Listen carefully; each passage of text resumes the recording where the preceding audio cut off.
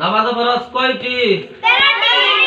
এক নম্বরে জাগা পাক, 2 নম্বরে জামা পাক, 3 নম্বরে শরীর পাক, 4 নম্বরে 17 টাকা, 5 নম্বরে খাড়া হওয়া, 6 নম্বরে কেবলামুখী হওয়া, 7 নম্বরে ওয়াক্ত চিনা, 8 নম্বরে নিয়ত করা, 9 নম্বরে তাকবীরে তাহরিমা বান্দা, 10 নম্বরে সূরা কেরাত করা, 11 নম্বরে রুকু করা, 12 নম্বরে সাজদা করা, 13 নম্বরে আখেরি বৈঠক, ডাইনে বামে সালাম ফিরানো।